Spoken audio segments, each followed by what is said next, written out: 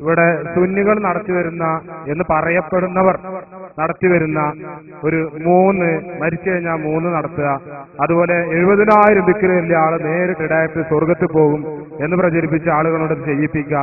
ഇതിന് സ്വഹീഹായ വല്ല ഹദീസുകളോ അതല്ലെങ്കിൽ ഖുർആനിൽ നിന്ന്, ഖുർആൻ കേൾക്കുമ്പോൾ അതിന്റെ പോലെ അപ്പൊ ഖുർആനിൽ നിന്ന് ഏതെങ്കിലും ഒരു ആയത്ത് ഉദ്ധരിക്കാൻ സാധിക്കും?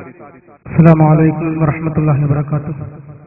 ബിസ്മില്ലാഹി വൽഹംദുലില്ലാഹി വസ്സലാത്തു വസ്സലാമു അലാ അഷ്റഫി റസൂലില്ലാഹി വഅലാ ആലിഹി വസഹ്ബിഹി അജ്മഈൻ. ചോദ്യകർത്താവ് ചോദിച്ചിട്ടുള്ളത്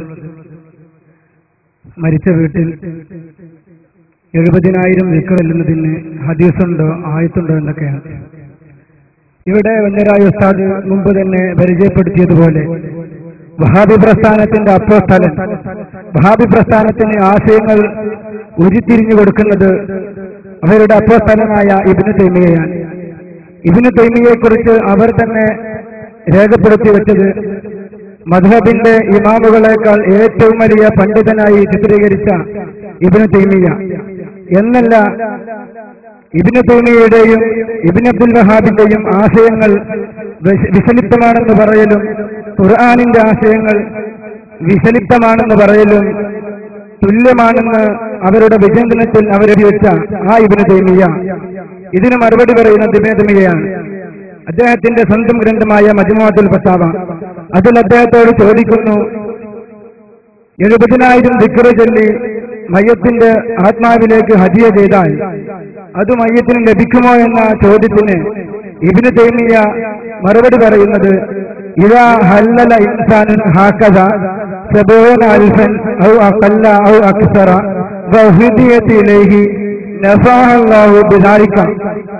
ഇതുപോലെ ഒരു മനുഷ്യൻ 70,000 ദിക്ർ ചൊല്ലി മരിച്ച മയ്യത്തിലേക്ക് ഹദിയ ചെയ്താൽ ഇതിന്റെ പ്രതിഫലം പൂർണ്ണമായും മയ്യത്തിന് ലഭിക്കുമെന്ന് പറയുന്നത് സുന്നി പണ്ഡിതരല്ല, മറിച്ച് അവർ അംഗീകരിക്കുകയും അവരുടെ ആശയ സ്രോതസ്സായി അവർ തന്നെ പരിചയപ്പെടുത്തുകയും ചെയ്ത ഇബ്നു തൈമിയ്യയുടെ മജ്മുഅത്തുൽ ഫതാവയുടെ 24-ാം വാല്യം 180-ാമത്തെ പേജിൽ വളരെ വ്യക്തമായി രേഖപ്പെടുത്തിയിട്ടുണ്ട്. ഞാൻ ഇബ്നു തൈമിയ്യ ഉദ്ധരിക്കാമെന്ന് ഞാൻ പറഞ്ഞിട്ടില്ല. അങ്ങനെയാണെങ്കിൽ എന്റെ വാക്കെന്നെ എടുത്തോണ്ട് ഉദ്ധരിച്ചാളി.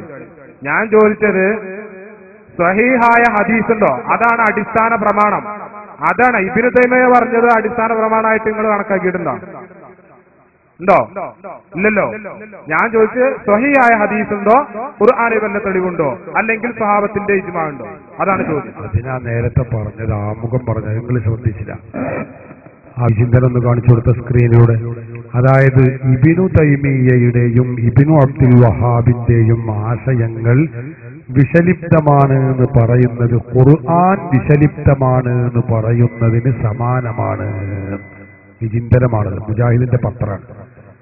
അത്ര ആധികാരിക പണ്ഡിതനാണ് ഇബ്നു തൈമിയ്യ എന്ന് മുജാഹിദുകളാണ് ഈ പറയുന്നത്, നിങ്ങളെ ആളുകളായി പറയുന്നത്. അതുകൊണ്ടാണ് ഞങ്ങൾ പറഞ്ഞത്, നിങ്ങളെ സ്രോതസ് തന്നെ പറയണോ എന്ത് 70,000 ചെല്ലാം, അത് ഹദിയ ചെയ്യാം, അത് മയ്യത്തിന് ഉപകരിക്കും, അത് ശിർക്കല്ല, കുഫറല്ല, ബിദ്അത്തല്ല, അനാചാരല്ല. എന്നാ നിങ്ങൾ പറയണം. അല്ലെങ്കിൽ ഇബ്നു തൈമിയ്യക്ക് ഖുർആൻ അറിയില്ല, ഹദീസ് അറിയില്ല, അയാൾ ഖുർആൻ എതിരിൽ പറയുന്ന ആളാണ്, ഹദീസിന് എതിരിൽ പറയുന്ന ആളാണ്. മുജാഹിദ് പ്രസ്ഥാനവും അങ്ങനെ തന്നെയാണ്, ഖുർആനെതിരാണ്, ആയത്തിനെതിരാണ്, ഹദീസിനെതിരാണ് പറയണം. അതിനാൽ ഞങ്ങൾ ചർച്ച വളരെ ചുരുക്കാൻ വേണ്ടിയാണ് ഇബ്നു തൈമിയ്യയുടെ ഉദ്ധരണി പറഞ്ഞിട്ടുള്ളത്. അത് നിങ്ങൾ പഠിക്കാതെയും ചിന്തിക്കാതെയുമാണ് ഇപ്പോൾ അബദ്ധത്തിൽ ചെന്ന് വീണുകൊണ്ടിരിക്കുന്നത് എന്ന് നിങ്ങൾ ഓർക്കണം. ഇസ്ലാമിനെ സംബന്ധിച്ചിടത്തോളം നമുക്ക് ഒട്ടേറെ പ്രമാണങ്ങൾ ഈ വിഷയത്തിൽ കാണാൻ കഴിയും.